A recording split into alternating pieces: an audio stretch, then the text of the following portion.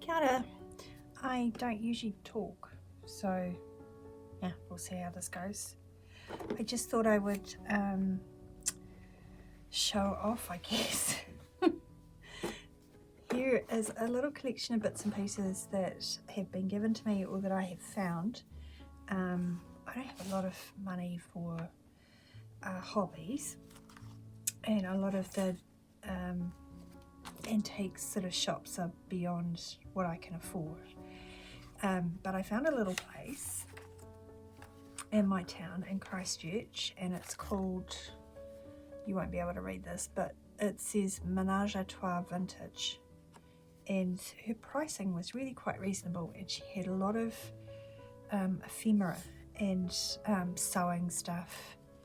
There was just so much to look at. I took a couple of short videos, so I will try and insert them while I'm talking. Anyway, I decided to take home a few things, and I thought I would show you. The first is this Christmas greeting card that's embossed, and I thought it was really unusual because even though it says a happy Christmas to you inside, it's not very Christmassy looking on the outside. So yeah, and it's also written in pencil, John. But I was thinking about by special appointment, publishers to Her Majesty the Queen. Fayal Tuck and Sons Limited, London, Paris and New York. Designed in the studios in England and printed at the Fine Art Works in Saxony? Anyway, I'm sure that doesn't matter. It's a little bit damaged on the top. It's missing some of the petals, but that was $4, and I just fell in love with it. Also, this little volume I think was also about $4. What interested me about it, as well as the beautiful illustrations, and it's just little quotes. So the paper I thought was really unusual. It's really stiff. I'm not going to bend it on purpose, but it almost feels like a very heavy parchment sort of paper, but it's you know, it's slightly transparent. It's not completely opaque. And then it's interspersed with some really beautiful colour botanicals. So I thought that was lovely. Oh, and it also kind of, I was curious that this Kierkegaard, I'm probably pronouncing that wrong, he was a philosopher. So I know his philosophical work. I didn't know he was a Christian. So yeah, interesting. Then she gave me these letters for free.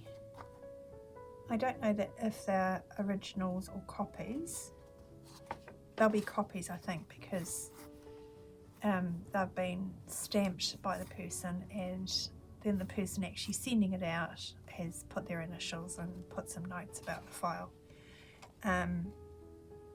The owner of the shop said that these came from her grandparents' farm, but it looks like they were written and sent in Columbus, Ohio, which is interesting.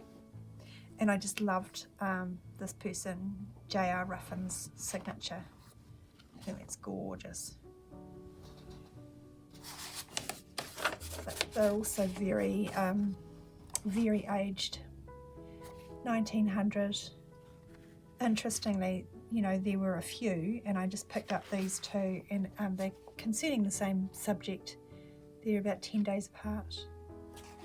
The second one is like, just hurry up and give me your reply. And they're to do with railways and stuff, and I'm kind of working on a industrial junk journal. So yeah, those. She gave them for free. There's also these little stickers that she gave away. Sadly, I also picked out these tiny little, like 1 inch by 1 inch. I think that they were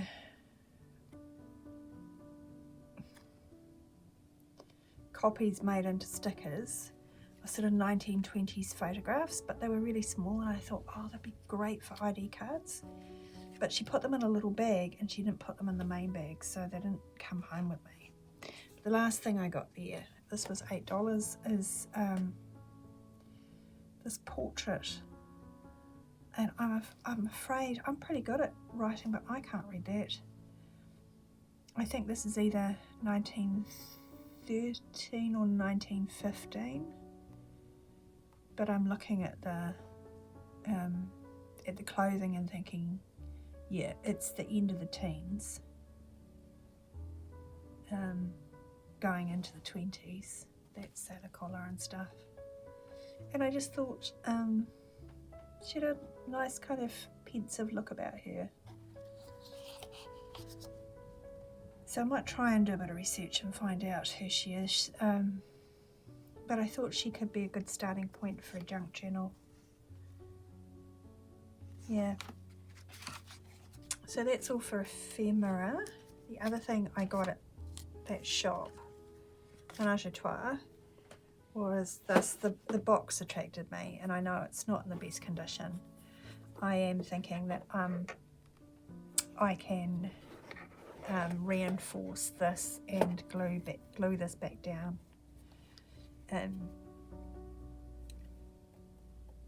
It reminds me of my grandmother. I'm pretty sure she had this box for sewing equipment. But inside it are these hair clips, which are for creating pinwaves. And there's a ton here. Some are in better condition than in others, but I do have some rust remover. Oh, and there's some bright red here and there. Some are better than others, and I think I might try and clean up some of the really rustier ones, and my intention is to use them to try and create pinwaves. So that'll just be a fun experiment, my daughter and I. Anyway, the whole box was only $8, which I feel like was a really good deal, because you don't come across these every day. And then for books, these three here, a friend went to the Rotary book sale, and I don't know whether these came from the book sale or whether they came from the discard pile. Rotary discard a whole lot of books that they don't think are worth selling prior to the sale, and I managed to get access, not me personally, but a friend was able to pick up some books, and the ones she didn't want she passed on. This shows its age because we call it the journey to the centre of the earth, but this is the journey into the interior of the earth. So they were, change the title slightly. 1923, so not super old, but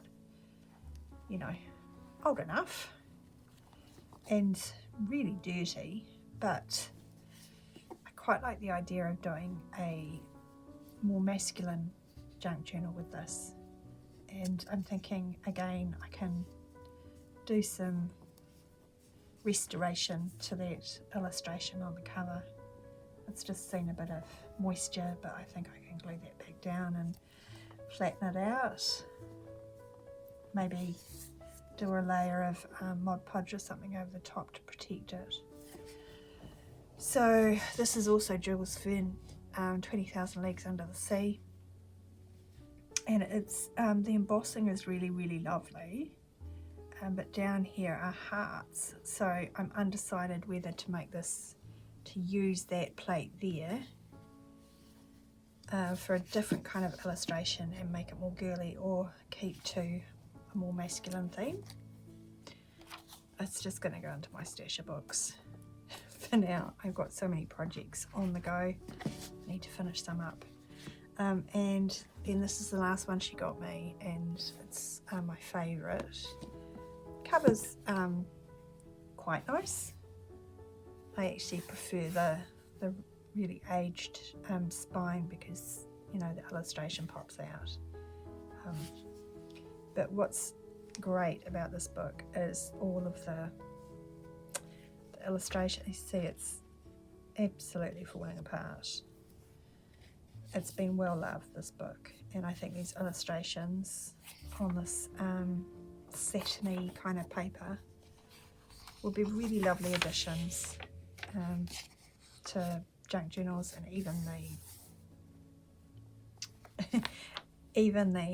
the text is quite nice. Yeah, so my mind's going looking at this. I think there's only one or two in here that are colour. Most are black and white. But yes, I will be treasuring that. And that's 1936. On the dedication, first published 1908. So this isn't a first edition. Anyway, there's that. And then from the op shops, I don't come across a lot in op shops, and I'm finding they're more and more expensive as well. I think they're onto us junk journalists, so they tend to price things like this was $4. And it's just an old exercise book, but I love that it's grid and it's pre-aged. So that's lovely, lovely paper. I'm treasuring that. And then this is Anna Pavlova. I love the inscription. From the girls in the correspondence department, December 1934, to Mrs. Williams.